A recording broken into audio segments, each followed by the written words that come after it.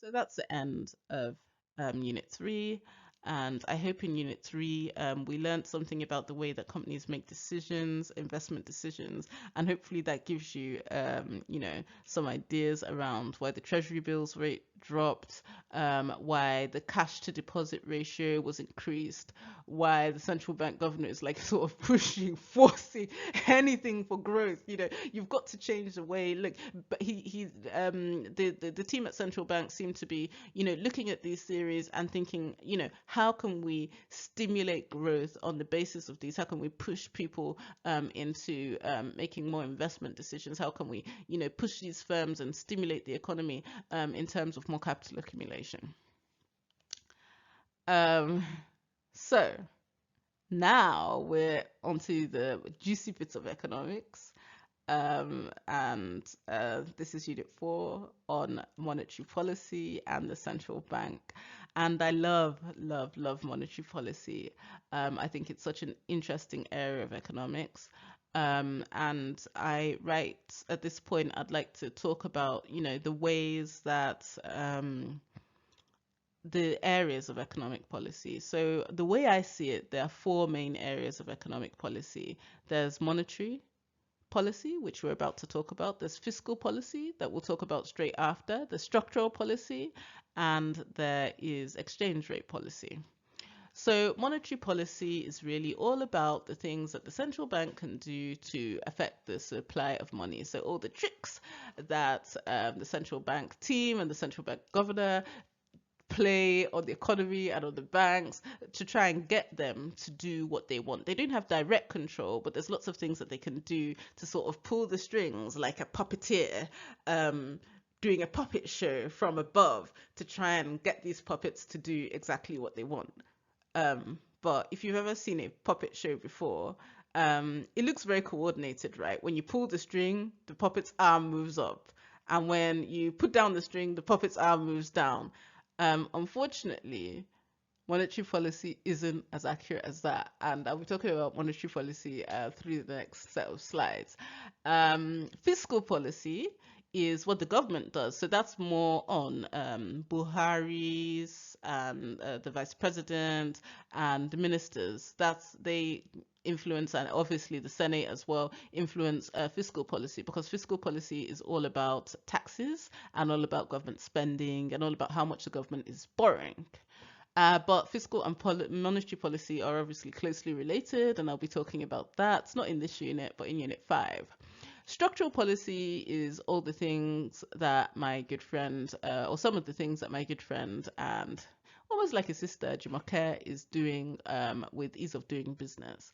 So those kind of things are around, customs, how the customs work, how borders work, how easy is it to do business, what kind of collaterals are used to get loans, all the kind of structural things, minimum wage, visa on arrival for investors, that kind of stuff is all like the structural stuff, which isn't like monetary policy, it isn't fiscal policy, but it's stuff that affects economic growth nonetheless. And then Forex, I'll be talking about in the last section, which is exchange rate policy. So let's jump into monetary policy. Monetary policy is kind of like Governor Emefiele and his team's speciality. And he and his team at the CBN use three types of tools to sort of control the money supply. One is, you've heard a lot about this, OMO, or open market operations. Two is a reserve requirement, and three is a discount rate. So how do these three tools work? The discount rate is something that they can adjust, which is the rate at which money is lent to banks. Now, when banks themselves can lend money at very low rates, so when banks can get money at very low rates, then their money is cheap, right? The money in the banks becomes really cheap. So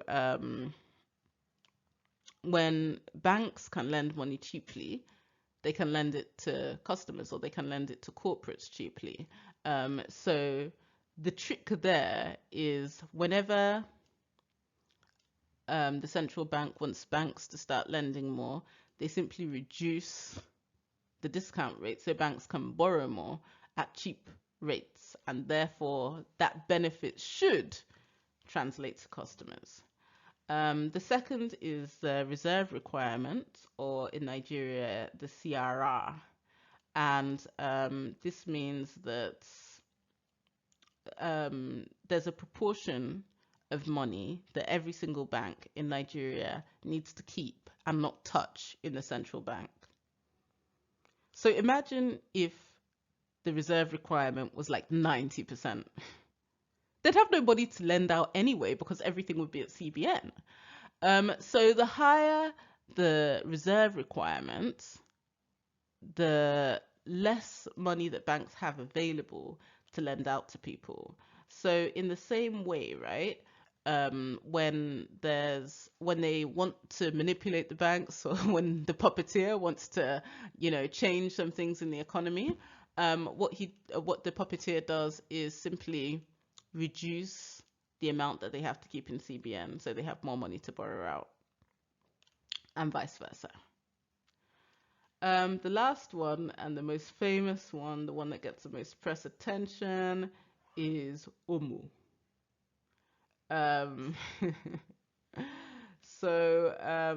OMO is open market operations, and this is the way that the central bank uses treasury bills that are sold to commercial banks to increase or decrease their liquidity.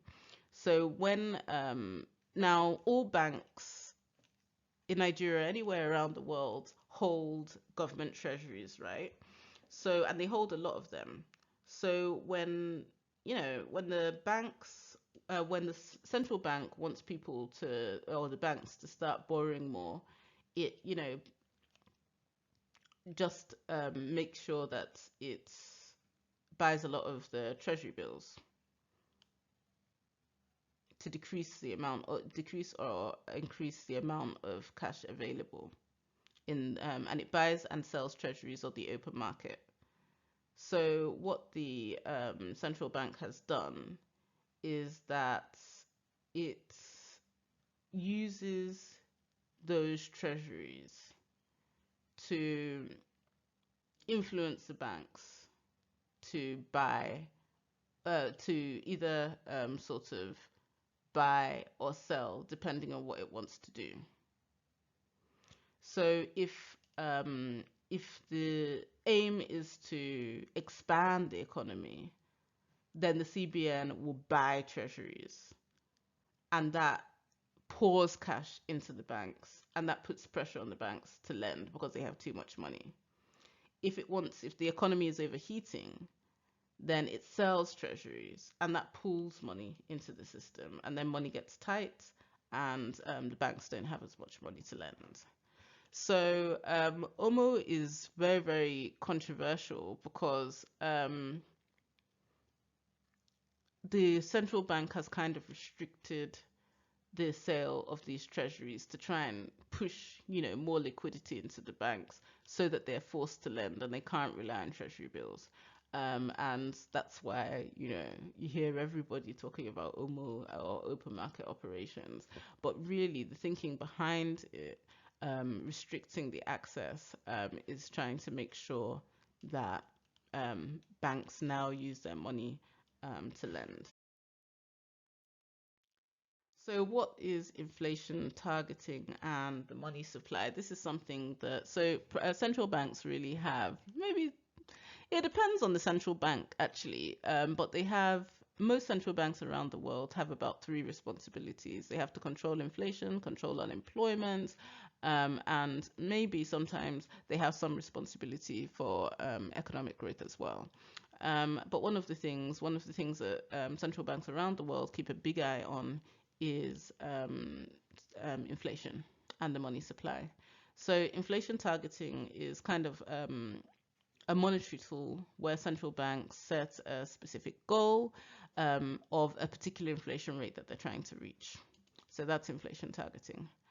And I have to talk about the money supply briefly as well. The money supply is a sort of total value of money available in the economy at any point in time. So M0 and M1 are called narrow money, and that's like the money that can easily be converted to cash, like the money in your current account, the money in cash, or the money that can be converted to cash. M2 includes M1, but it also includes short-term deposits in banks and certain money market funds that are relatively easy to access. So not the ones that last for, like, not the long-lasting ones, the ones that are still relatively easy to access. And then M3 includes M2, but also the longer-term money deposits as well. The Taylor Rule. This is like one of the most quoted things in economics when you're talking about how central banks make decisions around inflation. So the Taylor Rule guides central banks about how they should alter the interest rates due to changes in the economy. And the Taylor Rule is like a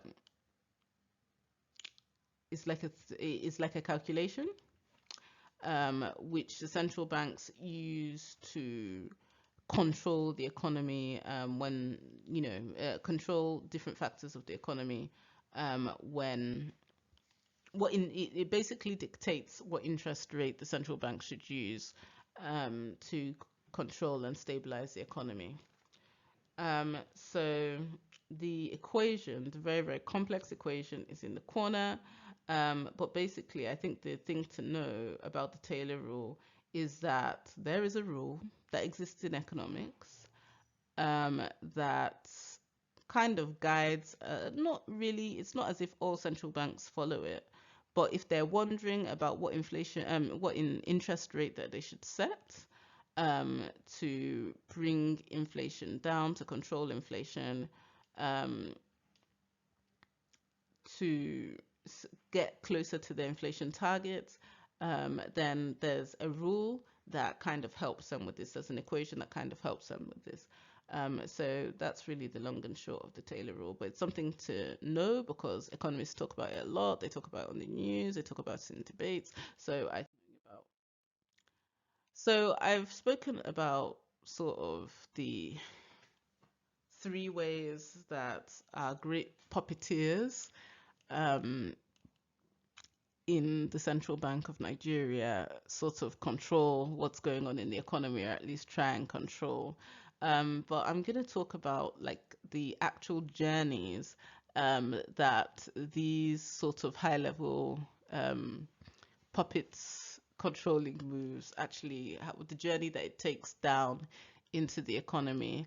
And these are called the monetary policy transmission mechanisms. So if you've ever driven a car, like the way I see it is the gear, right? You move your gear and it does something with the engine that affects the movement of the car. If there's no fluid in the gear, there's no gear oil or whatever you call, then it doesn't quite work as well, and you can have, what you do with your hands on the gearbox doesn't actually translate to what your car is doing if there's something wrong with the gears. And in the same way, I think the monetary policy transmission works. So the CBN, I've compared, I've compared the CBN. I hope they don't get angry with me. I've compared them to puppet masters, and now I'm comparing them to people that drive with a gear. So the monetary policy transmission mechanisms basically have two widely accepted channels. So when monetary policy is done, any of the monetary policy interventions are done, they either go into the monetary channel or they go into the credit channel. So the monetary channel is the effect that what they do has on lending, deposit rates, and open market operations, and that affects the supply of money. So they can affect, that's why I described the money supply. It affects, how much money is in circulation, and how much money is in circulation and is available affects, corporate investment, right? If there's loads of money available and it's really cheap, then companies tend to invest. If it's not, then they tend to draw back. And then the second is a credit channel, and this is, the total credit limit. So it affects the scale and structure of the total credit, like how much total amount of money is available. And this affects corporate financing and investment supply as well.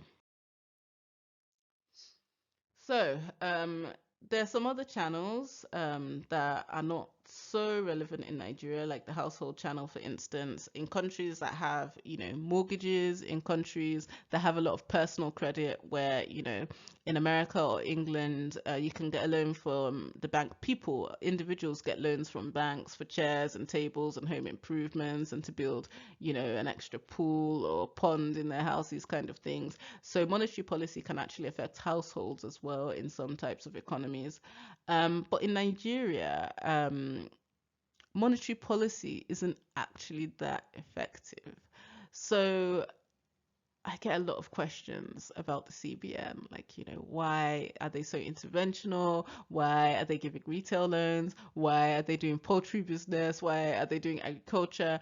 And the reason why developing central banks in developing countries, you know, tend to be a bit more interventional than what you see at the European Central Bank or what you see at the Fed in America is simply because a lot of business in Nigeria is actually informal. There's a whole area of, Igbo land, for instance, where they have their own venture capital system, which does not involve the banks at all. They have an apprenticeship system, and this is like a billion-dollar industry, right? Where, after somebody has served for a couple of years, they give them money to start up on their own.